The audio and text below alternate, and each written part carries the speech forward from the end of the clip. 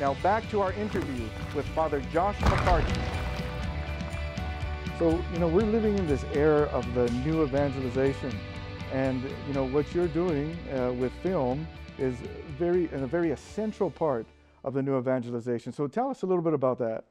Yeah, so kind of the inspiration for me came in large part through St. John Paul II, whose namesake we have actually taken as the name for our company, Lolek Productions. And Lolek was St. John Paul II's childhood nickname, and it means son of freedom. And so having taken his name, we hope to do what he did, which was to use his gifts and talents for the sake of the gospel, to bring Christ to the world and the world to Christ in a way that's human and freeing and natural and inspirational. So part of the way that we have started doing this with Lolek Productions is to show inspiring stories of people who are living the gospel. So one of my favorite quotes from St. John Paul II is that people will listen to a witness oftentimes before they'll listen to a teacher. And if they do listen to a teacher, it's because they were first a witness. And so in showing videos that are of people who have a great story and met a challenge in life and overcame that challenge with faith and with the community gathered around them, we hope to likewise inspire young, middle-aged, older people with these witnesses so that they too can live courageously, can live the gospel, can come to know Christ, and that Christ's grace applies to their particular way of life, not just doesn't apply to you generally, but in whatever the work you're in. It shows them, everybody suffers, and what these videos bring out is that God works in our weakness. God's power is alive and effective.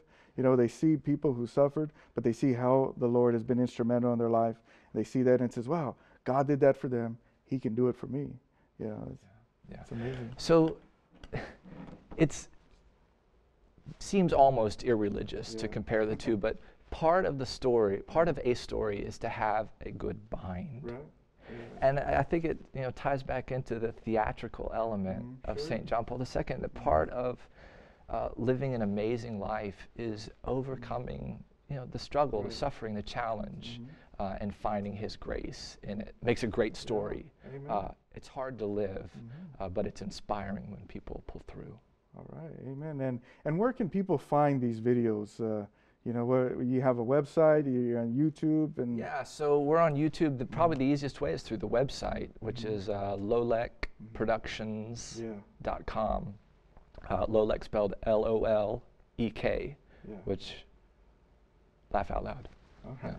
Lolek Productions. Well, cool. That sounds good. So and check it out. Now, in addition to doing this great film work, you've also created some software to help parish priests, Pastoral Parish. Pastoral Parish. Yeah. So tell us a little bit about that. Well, St. John Paul II used his gifts. I'm an antisocial nerd.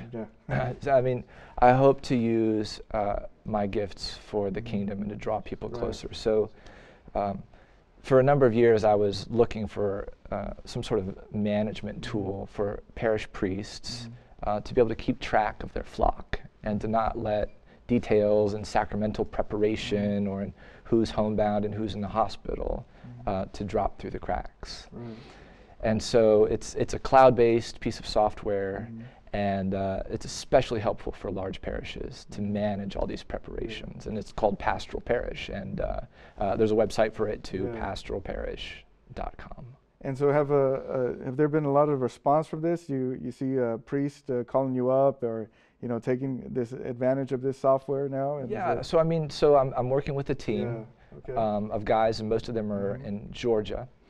And we currently have 7 parishes that are using this software. And so we hope to grow it over time and to help people, parishes and pastoral staffs to nurture their flock. And how does a parish priest who's so busy, how is he able to do all this?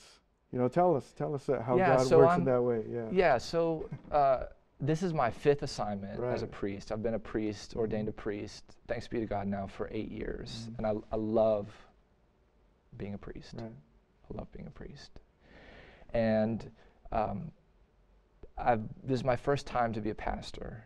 And I've been now at St. Joseph in Central City now for a little over a year and a half.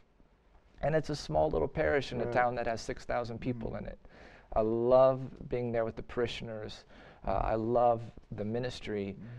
It's a small parish community of about 130 families.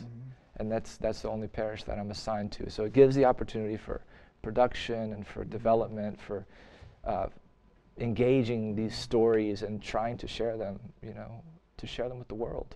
All right. Hey, well, we thank you for the great work you're doing down in the diocese there, and then the Diocese of Owensboro, and for what you're doing for the church. It goes a long way, and God is, of course, going to bless this and multiply this. So, hey, keep up the good work, Father. Hey, you got to come back and visit us again. Thanks a lot. It's been great to be here with you. Thank you for your work here. We really appreciate your presence here and your sharing with us today.